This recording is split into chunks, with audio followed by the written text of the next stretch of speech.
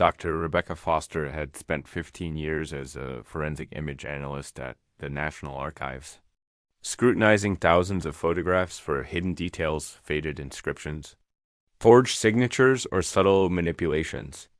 But on a crisp autumn morning in 2023, one image from a donated collection stopped her cold. The collection had arrived from an estate in Georgia, dusty boxes filled with century-old letters, documents, and photographs that had languished in an attic. Among them was a sepia-toned portrait, dated April 1903, Atlanta. Penciled faintly on the back, the photo depicted three young black women in their early 20s, posed in a photographer's studio. They formed a triangular composition, two seated slightly forward, one standing behind. Their dresses were simple cotton garments, high-collared and long-sleeved, pressed with care, hair neatly styled, expressions calm and dignified. It seemed like a typical early 20th century, a moment of friendship captured amid the pride of dressing in their finest. Yet something nagged at Rebecca. The lighting fell unevenly, brighter on one woman than the others. The central figure's posture was unnaturally rigid, almost statuesque. She placed the print under her high-resolution scanner, a device capable of revealing details invisible to the naked eye. As the digital image loaded on her monitor, she leaned in closer. Zooming on the faces, the two flanking women showed natural signs of life, faint tension around the eyes, subtle motion blur from the long exposure times required in 1903 photography. But the woman in the center, her features were eerily sharp. No blur, no micro-movements. Her eyes, open and staring, lacked the natural glint of reflected light. They appeared glassy, pupils fixed and dilated. Her skin tone subtly differed, cooler than her companions. Rebecca's pulse quickened. This reminded her of Victorian-era post-mortem photography, where deceased loved ones were posed for one final image. But those were usually overt memorials, with the dead clearly presented as such. Here, the illusion of life was deliberate. She examined the hands. The central woman's fingers lay limp in her lap, devoid of muscle tension.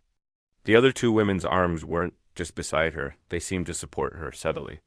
Hidden in the pose, she grabbed her phone and dialed Dr. Marcus Chen, a historian specializing in African-American photography and post-Civil War documentation.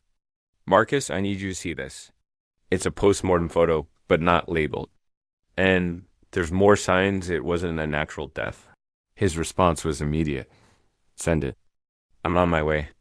While waiting, Rebecca enhanced the scan further. A faint discoloration appeared on the central woman's neck, just above her collar, easily mistaken for a shadow, but possibly bruising. The high collar hid most of it, but the scanner revealed enough to suggest foul play. Why go to such lengths to pose a body as alive? In 1903 Georgia, for black women, the risks of documenting a suspicious death were immense. Marcus arrived 20 minutes later, laptop bag slung over his shoulder and reference books in hand. In his late 40s, with graying hair and sharp eyes honed by decades of archival detective work, he wasted no time. Show me, he said, leaning over the monitor. Rebecca guided through the anomalies, the absent catchlight in the eyes, the limp hands, the supportive poses, the potential bruising. Pulling out a book on post-mortem techniques, Marcus nodded grimly. In the early 1900s, photographers used props, hidden stands, wires to make the deceased appear alive. Eyes painted on lids, bodies rigged upright. But this is rare for black communities. Memorials were usually honest acknowledgments of loss. This deception suggests they were hiding something bigger. He studied the living women's faces. Their expressions aren't grief, they're resolve. This took planning, courage. In Jim Crow, Georgia, concealing a death could mean severe consequences, especially if it was murder. Rebecca agreed. They created a false record? Why? To preserve evidence without drawing attention? The implications hung heavy. Post-mortem photos were mementos, but this felt like testament disguised as innocence. Marcus opened his database of 1903 Atlanta records. This was a violent era. Racial terror was rampant. Suspicious black deaths were dismissed as accidents. If these women suspected foul play, they couldn't report it safely. They decided to identify the subjects. Starting with Atlanta's archives, Marcus flew to Georgia the next day, while Rebecca stayed to analyze the photo further. At the Georgia State Archives, he met Mrs. Harrison, a veteran clerk. African-American death records from 1903 are spotty, she warned. Many went unreported, especially if authorities didn't care. Sifting through ledgers, Marcus found a sparse entry. April 15th, 1903. Colored female. Approx. 22. Identified as Clara. Cause accidental fall. Location. Near Decatur Street. No last name, no family, no investigation. Clara, he murmured, photographing the certificate. It matched the photo's date. Mrs. Harrison suggested the Atlanta Independent, a black newspaper. On microfilm, the April 18th edition had a brief obituary. Community mourns Clara Johnson. 22, died tragically April 15th. Seamstress and community uplift worker. Survived by friends, Ears Parker and Dorothy Williams. There they had names. A later article hinted at doubts. Questions remain on Miss Johnson's death. Witnesses dispute accidental ruling, citing visible injuries. Back in D.C., Marcus shared the finds with Rebecca. Clara Johnson, murdered perhaps, and her friends knew. They posed the photo 2 days later. Rebecca had identified the studio, Thomas Bailey's on Auburn Avenue, one of few black photographers in Atlanta. His 1904 ad promised discretion assured. Tracking Bailey's descendants, they contacted his grandson, Ernest, an 80s retiree in Atlanta. My grandfather documented our dignity, Ernest said over the phone. I have his ledgers. They arranged a visit at Ernest's home. Amid family photos, they pored over 1903 entries. April 17th. Portrait. 3 subjects. Eunice Parker, Dorothy Williams. Memorial for Clara Johnson. Special circumstances. Privacy requested. A tucked letter from Dorothy read, Mr. Bailey, our friend Clara was taken by violence. Authorities call it accident, but we know truth. Help us honor her, preserve evidence disguised as friend's portrait. Trust you to keep secret. The room silenced. Ernest's eyes misted. Grandfather spoke of such photos, hidden records of lynchings, murders. Dangerous work. This confirmed. The photo was deliberate evidence, a secret testament against ERSURE. As they left. Marcus and Rebecca knew Clara's story ran deeper. Her community uplift likely meant activism risky in 1903. They contacted Dr. Vivian Grant at Emory, an expert on racial violence. Clara was in the witnesses, she revealed. Black women documenting injustices, sending reports north. Dangerous? Authorities targeted them. A 1903 letter from a white official stopped Negro women collecting info on incidents. Clara Johnson among agitators. 5 days later, she died. Testimony described her being dragged by white men. Body found at a staircase ruled accident. Clara was murdered for bearing witness. Dorothy and Eunice, risking all, encoded the truth in the photo.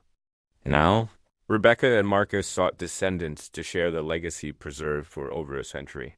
Asterisk, with the letter from Dorothy Williams clutched in his hand. Dr. Marcus Chen felt the weight of history pressing down. The brittle paper, its ink faded but words resolute, confirmed what he and Rebecca Foster had suspected. Clara Johnson's death was no accident, and her friends had risked everything to encode the truth in a photograph. Back at the National Archives, Marcus and Rebecca pored over their notes, mapping out the next steps. Clara had been part of The Witnesses, a clandestine network of black women documenting racial injustices in the South. Her murder, orchestrated by white authorities paranoid about black organizing, had been covered up as an accidental fall. Dorothy and Eunice, correcting the earlier spelling to the more accurate Eunice from records, had fled Atlanta soon after. But not before commissioning Thomas Bailey to create their hidden testimony. The question now was, Did Clara's story end with her death, or did it echo through generations? Clara had died young and childless, her aunt passing shortly after, leaving no direct descendants. But Dorothy and Eunice had lived long lives in safer northern cities. If they had families, those relatives deserved to know the courage their ancestors had shown. Marcus began with Dorothy Williams, who had relocated to Philadelphia in July 1903, just months after Clara's murder. City directories traced her path. Arriving as a traumatized young woman, she worked initially as a domestic servant, scraping by in a boarding house for black migrants. By the 1920s, she had reclaimed her passion for education, teaching in Philadelphia's segregated schools where her advocacy for justice was tolerated, if not encouraged. Asterisk, her 1947 death certificate listed heart failure at age 66 and named a surviving daughter, Helen Williams Jackson. Genealogical databases, census records, marriage certificates, obituaries helped Marcus trace Helen's line. She had married in 1925, borne 3 children, and lived until 1989. One daughter, Sandra Jackson, was still alive, a retired nurse in her 70s residing in Philadelphia. Marcus's hands trembled as he dialed her number. After explaining the photograph and his research, Sandra's voice broke with emotion. "I have that very photo," she whispered. "My grandmother, Helen, passed it to me, saying it held a secret from her mother, Dorothy's past in Atlanta. She made me promise to keep it safe, to remember the third woman, Clara." Over a video call, Sandra shared family lore. Dorothy had arrived in Philadelphia grieving and fearful, rarely speaking of Georgia. But she instilled in her children a fierce commitment to truth and justice, volunteering with early civil rights groups and supporting anti-lynching campaigns from afar. She'd say, "Silence kills more than violence," Sandra recalled. Now I see why she was honoring Clara by continuing the fight. Marcus and Rebecca detailed their findings: the activism, the targeted murder, the photograph as disguised evidence. Sandra wept, then resolved, "My great-grandmother's courage. I want to share this with the world." Turning to Eunice Parker, Marcus found she had fled to Chicago in September 1903. There, she married a railroad porter in 1905, raised 2 children, and worked as a laundress before opening a small sewing business, perhaps a nod to Clara's seamstress trade. Her descendants led to Michelle Thompson, a social worker in her 60s. Still in Chicago's South Side, when Marcus called, Michelle was stunned. That photo. My great-grandmother, Eunice, kept it like a talisman. She told stories of a brave friend lost young, saying the picture held proof that would matter someday. Michelle's family history mirrored Sandra's. Eunice had been active in Chicago's black community, joining women's clubs that advocated for migrant rights and against Southern violence. After hearing the full story, Michelle echoed Sandra's sentiment. They didn't just survive, they resisted. "We need to bring them together." Within weeks, Marcus and Rebecca organized a reunion in Atlanta at the Auburn Avenue Research Library on African American culture and history.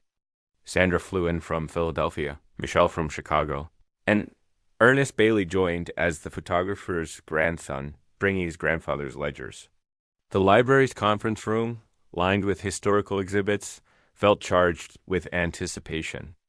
When the 3 descendants met, they embraced like kin separated by time. Sandra held up her copy of the photo. Michelle produced hers identical twins, preserved across generations. Ernest shared Thomas's records, including the special circumstances. Notation.tears flowed as Marcus and Rebecca presented their timeline, Clara's work with the witnesses, the incriminating letter from the white official, the eyewitness account of her abduction, Dorothy and Eunice's forced exile after pushing for truth. Dr. Vivian Grant joined via video, revealing more. Post-Clara, Dorothy, and Eunice had continued documenting from the North, sending reports to proto-AACP groups. They turned grief into action, Vivian said. Clara's murder fueled their lifelong commitment. The group discussed publication. "This isn't just history," Sandra insisted. "It's a call to remember the erased." 6 months later, Marcus and Rebecca's article, Hidden Witness, a post-mortem photograph as evidence of racial violence in 1903, Atlanta, appeared in the Journal of African American History. It chronicled the investigation, blending forensic analysis with archival detective work. Media frenzy followed. Headlines like "Century-Old Photo Exposes Jim Crow Murder" splashed across outlets. Interviews emphasized the women's agency. Dorothy and Eunice's ingenuity in using photography as resistance. The story birthed an exhibition, Hidden Witness, Photography, Memory, and Justice, curated by Rebecca and Marcus. It debuted at the Auburn Avenue Library. The centerpiece, the enlarged photograph, with interactive elements highlighting clues, the glassy eyes, limp hands, concealed bruising. Documents flanked it. Dorothy's letter, the falsified death certificate, newspaper hints of cover-up. Audio guides narrated the women's voices, pieced from letters and testimonies. Visitors approached warily, then lingered. From afar, three friends smiled serenely. Up close, the deception revealed a tragedy. Sections contextualized. Racial terror in 1900s Atlanta. Black photographers as archivists of dignity. The Witnesses Network spanning southern cities.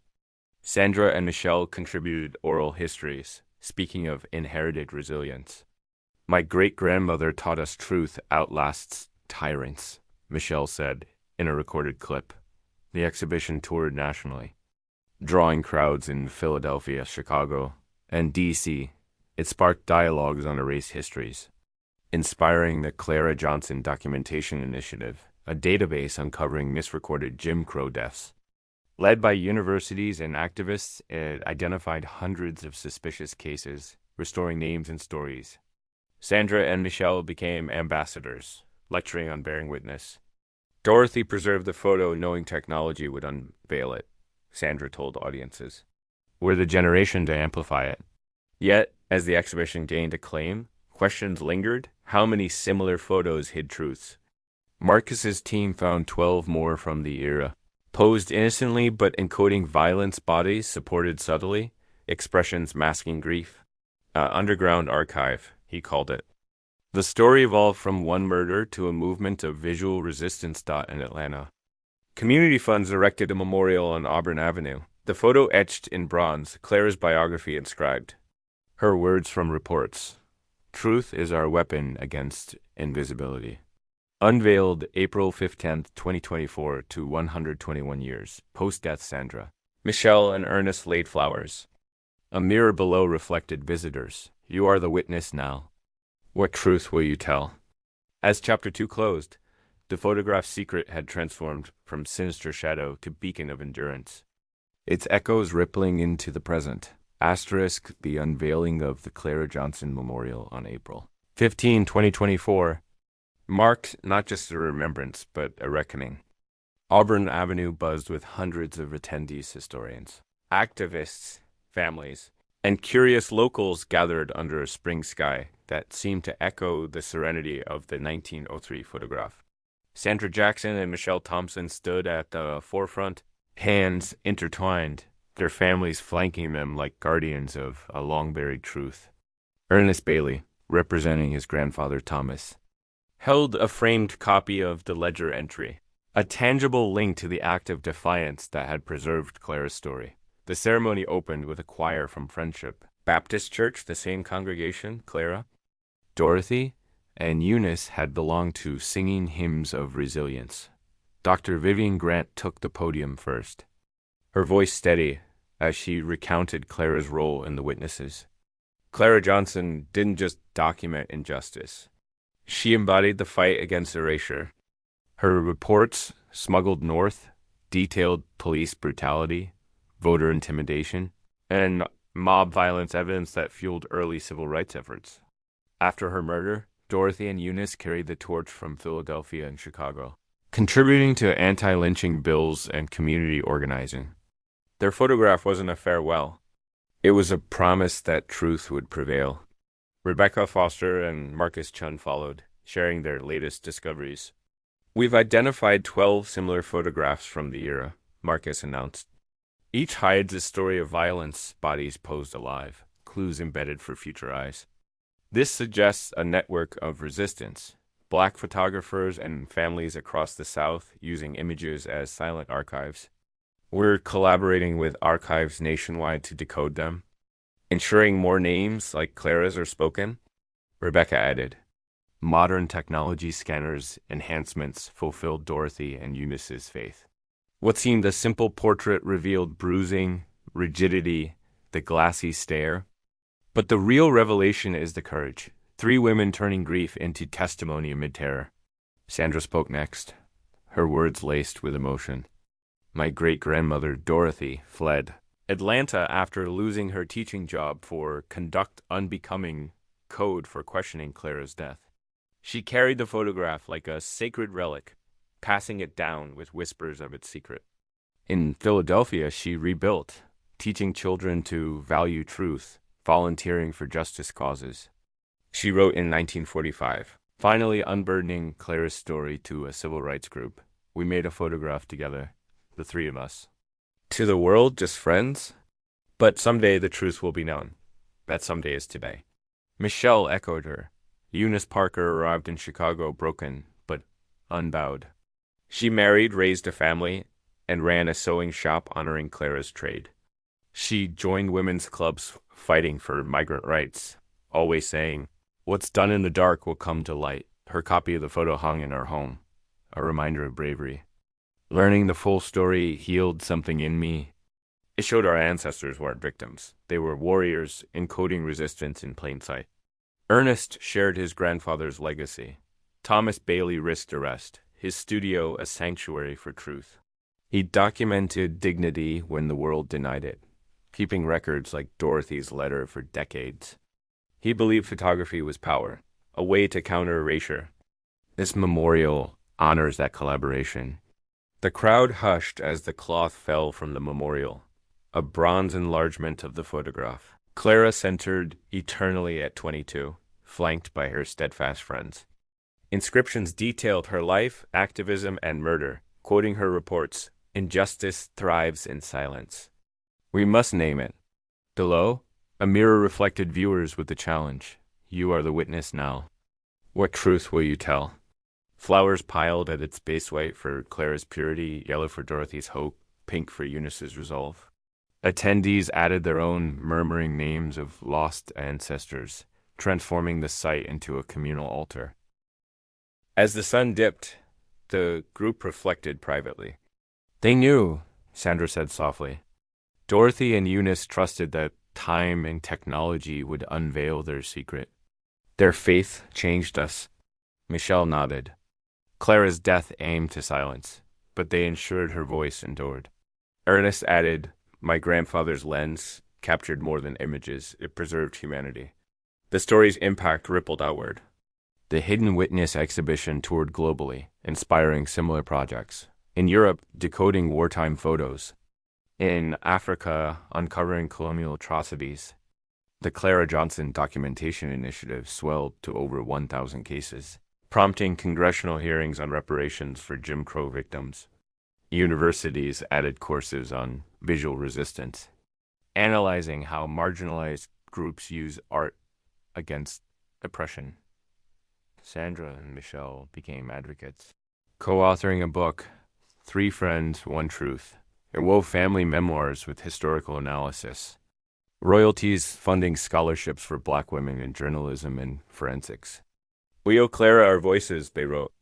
Her legacy demands we bear witness today against modern erasures, from police violence to voter suppression.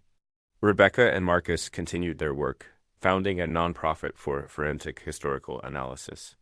Every old photo might hold a secret, Rebecca mused in a TED Talk. Clara's taught us to look closer.